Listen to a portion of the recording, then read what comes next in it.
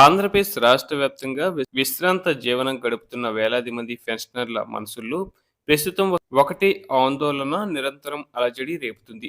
అదే తమకు రావాల్సిన డిఆర్ బకాయిల చెల్లింపుల స్థితిగతులు.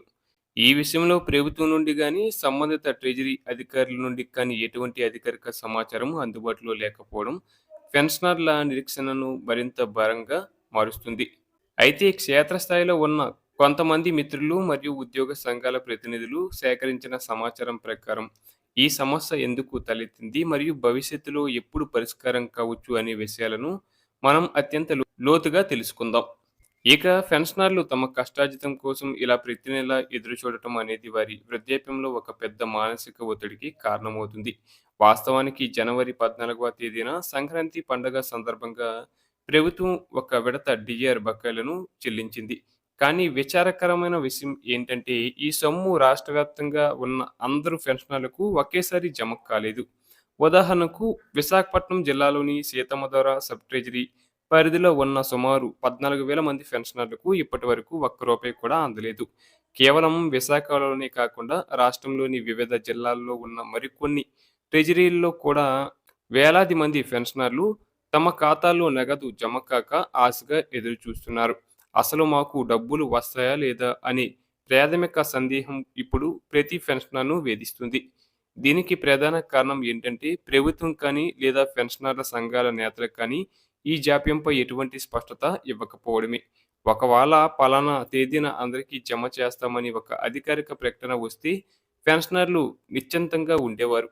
కానీ అటువంటి సమాచార లోపం వల్ల వారిలో అభద్రతా భావం పెరుగుతుంది.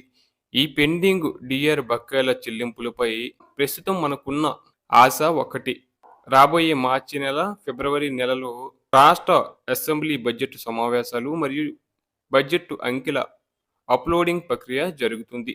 సాధారణంగా బడ్జెట్ తయారీ సమయంలో ఆర్థిక క్రమశిక్షణ కోసం ప్రభుత్వం కొన్ని కఠినమైన నిర్ణయాలు తీసుకుంటుంది. ఇందులో భాగంగానే ఫిబ్రవరి 10వ తేదీ నుండి అన్ని రకాల బిల్లుల చెల్లింపులపై ప్రభుత్వం తాత్కాలికంగా ఒక బ్యాన్ లేదా నిషేధాన్ని విధించింది. దీని అర్థం ఏంటంటే ఈ నెలలో కొత్తగా ఎటువంటి ఆర్థిక లావాదేవీలు లేదా బకాయిల విడుదల జరగవు. బడ్జెట్ పనులు పూర్తి కావాల్సి ఉండటం వల్ల సిఎఫ్ఎంఎస్ సైట్ కూడా సరిగ్గా పనిచేయడం లేదు. దీనివల్ల ట్రెజరీ అధికారులు బిల్లులను సబ్మిట్ చేయడానికి సాధ్యపడటం లేదు. మార్చి నెలలో బడ్జెట్ ప్రక్రియ ముగిసిన తర్వాత ఈ నిషేధం ఎత్తివేయబడటంతో పాటు పెండింగ్ బిల్లులన్నీ క్లియర్ అయ్యే అవకాశం ఉందని సమాచారం అందుతుంది. ఇక విశాఖపట్నం సీతమ్మధార ట్రెజరీలోని 14,000 మంది పెన్షనర్ల విషయంలో ఒక చిన్న ఆశాజనకమైన మార్పు కనిపిస్తుంది. అక్కడ పెండింగ్లో ఉన్న బిల్లులను ఈ మధ్య అధికారులు ఆన్లైన్లో సబ్మిట్ చేసినట్లు అక్కడి సిబ్బంది ద్వారా తెలుస్తుంది. అయితే ఇవి క్లియర్ కావాలంటే మళ్ళీ మార్చి నెల వరకు వేచి చూడాల్సిందే. రాష్ట్ర వ్యాప్తంగా డిఆర్ చెల్లింపుల్లో తలెత్తిన చిక్కుముడులను మనం 7 ప్రధాన కారణాలుగా విభజించి చూడవచ్చు. వాటిలో ఇవి ప్రతి పెన్షనర్ తెలుసుకోవడం చాలా ముఖ్యం. మొదటగా అనేక చోట్ల ట్రెజరీ స్థాయిలో బిల్లుల సమర్పణ ప్రక్రియ అసలు ప్రారంభమే కాలేదు. రెండోది, కొంతమంది ఉద్యోగంలో ఉన్నప్పుడు రావాల్సిన డిఏ బకాయిలు వారు రిటైర్డ్ అయ్యాక పెన్షన్ ఖాతాలోకి మారే క్రమంలో సాంకేతిక కారణాల వల్ల ఆగిపోయాయి. మూడోది, గతంలో సబ్మిట్ చేసిన బిల్లులు ఏవైనా చిన్న పొరపాట్ల వల్ల రిజెక్ట్ అయ్యి ఉంటే వాటిని అధికారులు మళ్ళీ రీసబ్మిట్ చేయకుండా అలాగే వదిలేశారు. నాలుగోది, జూలై 1, 2018 తర్వాత పదవి విరమణ చేసిన పెన్షనర్ల విషయంలో పాత మరియు కొత్త బకాయిల లెక్కలు కట్టడంలో గందరగోళం నెలకొంది.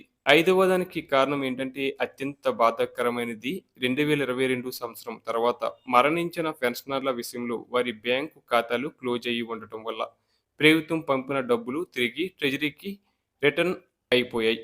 ఆరో రీజన్ ఏంటంటే చనిపోయిన పెన్షనర్ల వారసులకు ఆ ఎరియర్స్ అందాలంటే వారసత్వ ధృవీకరణ పత్రాలు మరియు ఇతర చట్టపరమైన పత్రాల సమర్పణలో జాప్యం జరుగుతుంది.